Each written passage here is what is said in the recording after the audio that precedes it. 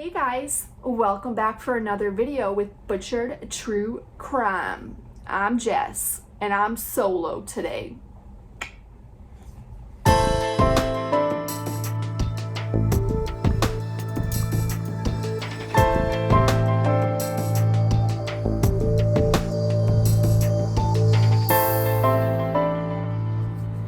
Today's video is not going to be a long one. It's going to be rather short, actually. So this video is on the disappearance murder of Donna Doll. It takes place in Illinois, and I came across this case a few weeks ago, and I was reading it, and I was like, what? Like, I have so many questions. So that's why I'm doing this video, because I need you to have the same questions with me. Or I just need all of us to discuss what? Anyways, let's jump right into it. So, in the fall of 1970, Donna Doll was a student at NYU, that's Northern Illinois University. And she had dreams and hopes of becoming a teacher. So she was actually studying Russian.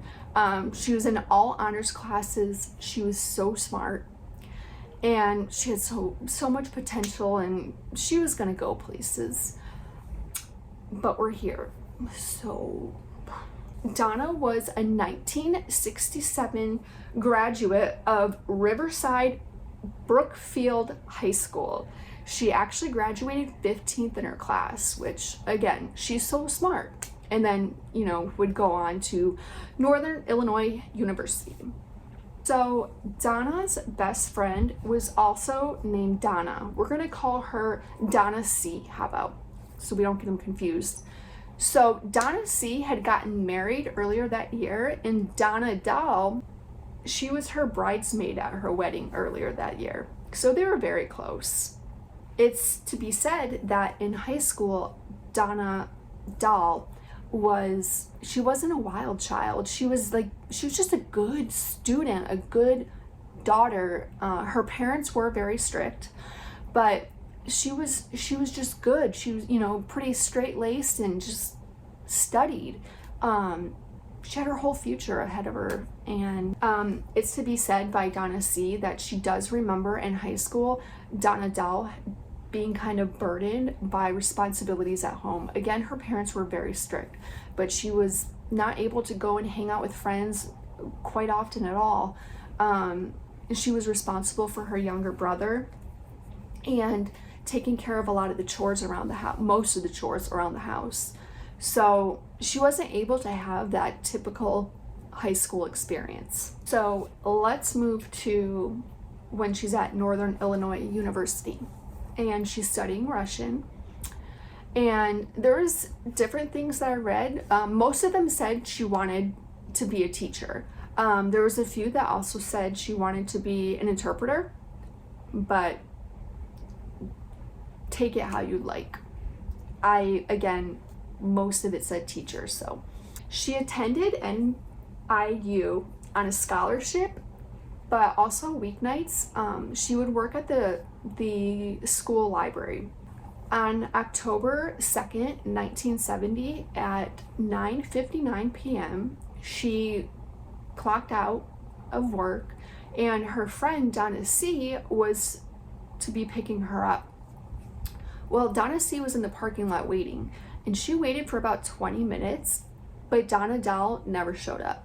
So Donna just figures, they're young kids, maybe she met a boy, maybe she went to go hang with other friends, plans change. And again, this is in 1970, so you couldn't grab your cell phone to, hey girl, where you at? No, you just had to find a payphone or go home and use your landline. So again, Donna C. waited for roughly 20 minutes, and then she would just leave and figure her friends, plans changed. But when she didn't come home later that night, that's when Donna C. got really worried, because Donna Doll was on a good handful of allergy medication. She would get like really runny noses and very watery eyes. So she was to take this allergy medication, and so now, and all of it was left at home. So Donna C is getting so worried now. Donna C had said that her and Donna Doll actually didn't see each other at all that summer because Donna C was a newlywed and Donna Doll actually spent her summer in Pennsylvania. Now, it would later come out that Donna Doll was seeing a man who was, in the reports are like, there's nothing like set in stone. So that Donna was actually seeing a man who was married or recently separated. And she hadn't told many of her friends, whether she was embarrassed or it was a new relationship. We obviously don't know. So Donna Doll was gone all weekend. Nobody had seen her, nobody had heard from her, nothing. So her house parents on October 4th actually called authorities and reported her missing. At first, the authorities didn't take it seriously at all. So her friends actually searched her room. All her stuff was there, her medication. She had an uncashed check from the library. So they were like, she can't have more than $10 like in her pocket. Like, where is she? Her clothes, her suitcase, everything was in her room. Everything. Like, she probably just had like a handbag, and with whatever little cash she still had in her bag. So her friends are becoming very worried. So the police didn't have any reason to suspect foul play or an abduction. Like, nobody saw her, being pulled into a car. Nobody saw anything. So the police, again, they didn't take it very serious at first. So her friends actually, they formed search parties, and they were out looking for Donna. Like, they were like, we're gonna find her. Donna Doll was actually missing for 9 days. And during that 9 days, her family would go to get somewhere between 6 and 7 strange phone calls. Like, somebody on the other line just saying, I know where your daughter is. I know where your daughter is. Like, what? Like, my God, as a parent, like, I don't ever want to imagine. Like, that's awful. And then her body would be found after 9 days. It was actually found by some other students who, they weren't part of the search party, but they went out and they were going. Now, in Illinois, it's all cornfields. I grew up there. I can tell you for sure. All cornfields. So the students back then used to hide like cases of beer that they would get in the cornfields and then go back out there and get it when they were going to a party. So that's exactly what these kids were doing. They drove out to the cornfield that they knew they had a stash, of beer, and went to go pick it up. And as they're, in these cornfields, looking for their beer and liquor, they come across Donna Doll's body. Of course, they jumped back in the car. They ran to the nearest payphone. Again, 1970s, no cell phones. And they called the authorities. And the authorities obviously would come out, look at the crime scene, and her body was found on October 11th, right around 8:30 p.m.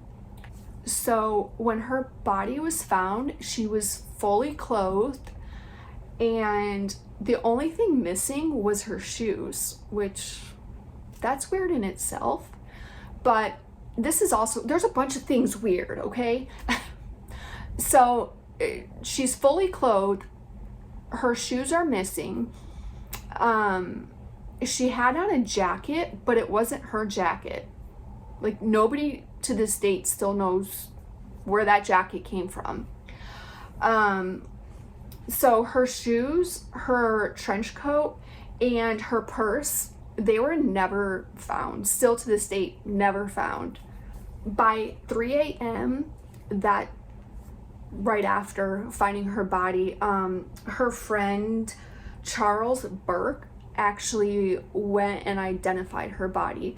The police pretty much knew that they had found Donna Doll, but they obviously need someone to identify her. So Charles would come in and he identified the body of his friend, which that's awful. Like, I can't, again, I don't want to ever imagine doing that. But, you know, to be a college student, and that's something that you have to go through, like, but at the same time, maybe her parents didn't want to do it, so on him for stepping up. You get a star, sir. And I'm sorry. I'm sorry. That's hard. So the police would go on to obviously question Donna's friends and her family, and they had one suspect at first, and that was a boyfriend that she had broken things off with a few months prior. And for decades, he would be the prime suspect, but they had no evidence. Like, there was no evidence to convict him. There was no signs of violence in her death besides her cause of death. Like, she wasn't raped. Her body wasn't mutilated. Not that that makes any of this better, but it's just so you know where we're going at here. So the police, of course, would question the boyfriend that she had broken up with a few months prior, and then also question the man, whether he be married, separated, or just have a girlfriend. The reports aren't clear. Questioned him too. And he would actually go on to be a suspect for quite a long time. The police were thinking, well, maybe he did this to Donna Doll because he didn't want his current girlfriend to break up with him. And his thinking might have been, well, this is the only way, which is wild. The boyfriend actually lived in a apartment building close to where Donna's body was found. It's said that when he was being interviewed by police, he was kind of like, how could you suspect me? Like, me? Like, how? And he actually served as a pallbearer at her funeral. So I'm not sure how I feel about this. This whole case has just got my mind like, I don't know. According to a 1970 article in the Daily Chronicle, the medical examiners would say that they believe, and they're pretty certain, that Donna had actually been alive for about 48 hours after she went missing. They eventually would say that she died of suffocation, but she had no, like, she wasn't strangled. There was no marks on her neck. There was no marks on her body, and she had no fibers in her mouth. Now, if you're suffocated, whatever you're like suffocating on, there will be fibers or traces or pieces, whatever it may be, in your throat and in your lungs, and they didn't find anything, which, it's weird. So while they were doing the autopsy, this is the part I'm like, what? I mean, all of it really, but definitely this. When they were doing the autopsy, they found that she had 5 to 6 pounds of potatoes in her stomach. 5 to 6 pounds of potatoes. Like, what? Like,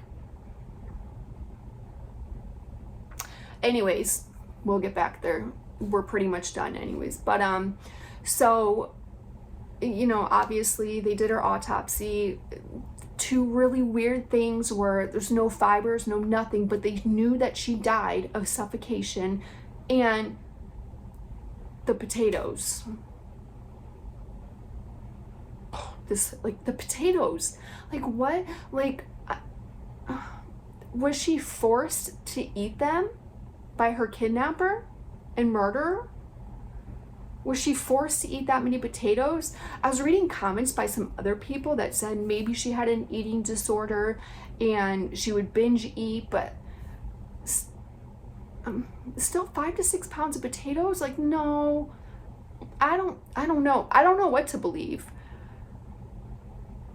I don't know. Like, I think of this case and I'm like, I don't know. I need people to tell. I want to hear your thoughts. Please let me know what your thoughts are, because ever since I came across this case a couple weeks ago, like, I literally think about it every day, sometimes multiple times a day, and I'm like, I need to know.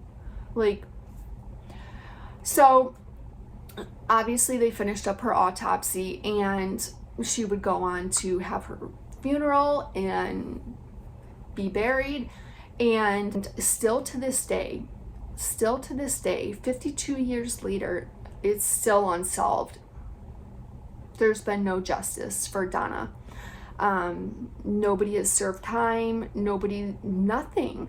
And it just blows my mind, because you think, besides potatoes, you think that somebody would have said something now.